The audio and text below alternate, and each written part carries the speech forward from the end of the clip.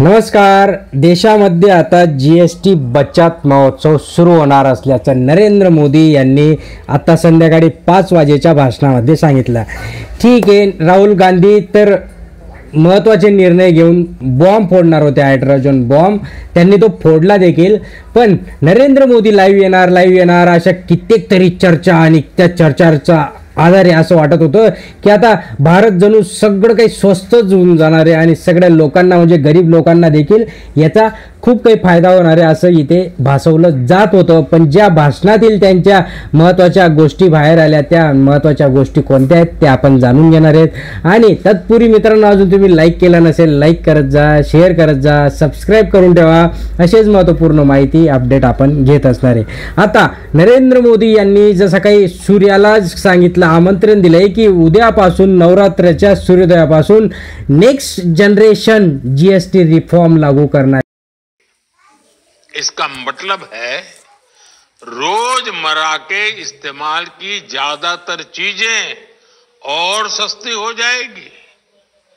खाने पीने का सामान, दवाइयां, साबुन, ब्रश, पेस्ट, स्वास्थ्य और जीवन बीमा, ऐसे अनेकों सामान, अनेकों सेवाएं या तो टैक्स फ्री होगी या फिर केवल 5% टैक्स देना होगा. जिन सामानों पर पहले 12% टैक्स लगा करता था, उसमें से 99% यानी करीब करीब 100 के निकट 99% चीजें अब 5% टैक्स के दायरे में आ गई है.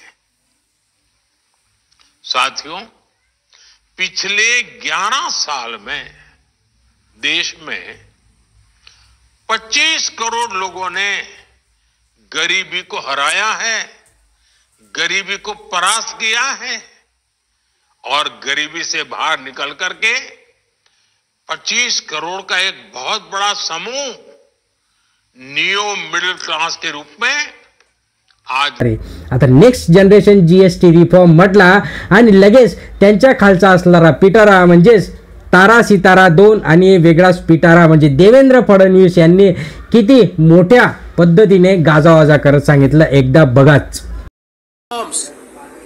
एक बहुत ही ऐतिहासिक पहल है. इतने बड़े पैमाने पर GST के दरों को कम करना, मैं ऐसा मानता हूं कि एक बहुत ही महत्वपूर्ण इस प्रकार का निर्णय, एक बोल्ड स्टेप है. इसके कारण हमारे देश के लोगों को आवश्यक जो चीजें हैं उसमें बहुत बड़े पैमाने पर उसकी कीमतें कम होने वाली है और लोगों को इसका फायदा होगा. जहां एक और कंज्यूमर को इसका बड़ा फायदा होगा, वही देश में डिमांड बढ़ने के कारण हमारे मैन्युफैक्चरिंग को, हमारी प्रोडक्शन को, हमारी प्रोडक्टिविटी को, सभी को इसके कारण एक बूस्ट मिलेगा, उसका एक फायदा मिलेगा और देश की अर्थव्यवस्था में भी एक नया बदलाव इसके माध्यम से हम देखेंगे. प्रधानमंत्री जी ने जो संकल्प किया है आत्मनिर्भर भारत का, उसकी ओर एक बहुत ही दृढ़ और महत्वपूर्ण कदम GST के रिफॉर्म से प्रधानमंत्री जी ने उठाया है. देश की जनता की ओर से प्रधानमंत्री जी को मैं धन्यवाद देना चाहूंगा. ते गाजावाजा झाल्यानंतर आता पुढचं देशामध्ये GST बचत सुरू होणार आहे असंही त्यांनी सांगितलं. नंतर हे देश डझनभर GST टॅक्समधून मुक्त झाला आणि केंद्र आणि राज्यांच्या यशामुळे झालं. मोदी साहेब, फडणवीस साहेब, GST लावला कोणी? सगळ्यात आधी त्याचं उत्तर द्या.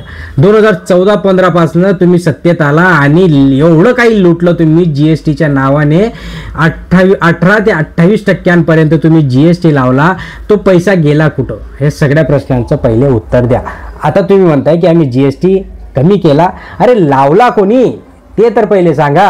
आता तुमचे पिटारे भरले, तुमचे पोटं भरले, तर तुम्ही म्हणताय की आता आम्ही कमी केला.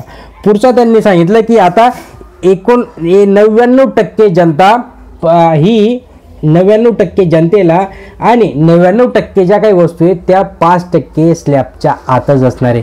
मग 1% कोणता आहे? आता सगळेच जर 99%च्या स्लॅबमध्ये आले, 5% GST असणार आहे, तर ही गोष्ट खरंच चांगली आहे. पण हे येणाऱ्या काळातच आपल्याला उद्या परवापर्यंत समजणार आहे की कोणत्या वस्तू स्वस्त आणि कोणत्या गोष्टी महाग असणार आहे. कारण की या फेकू बाबांवर, 75 वर्षाच्या फेकू बाबांवर विश्वास नाही आहे.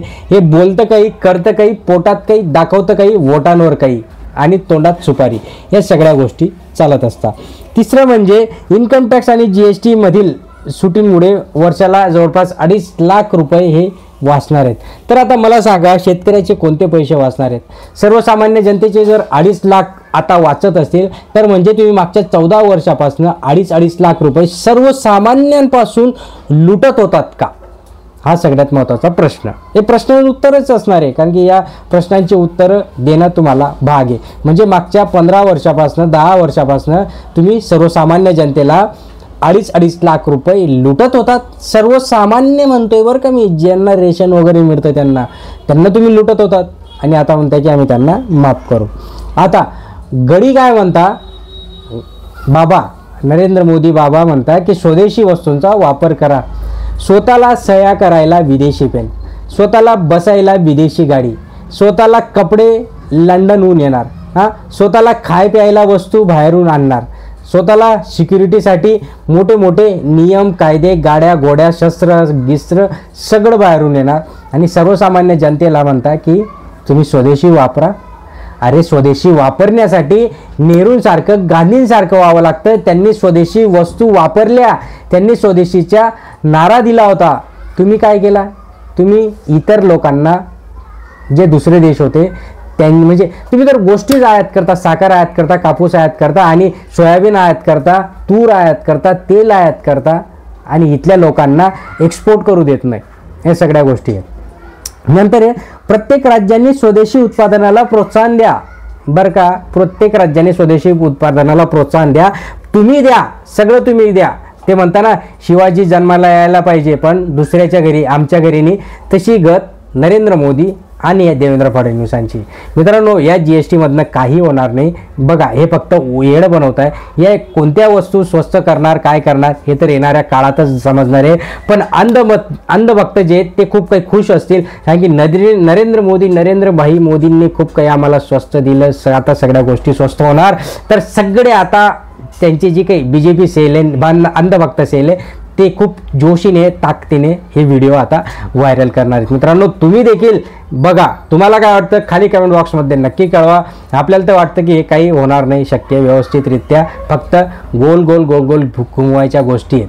तुम्हाला काय वाटतं कमेंट बॉक्समध्ये कळवा. चॅनलला सबस्क्राईब करून ठेवा, लाईक करा. धन्यवाद.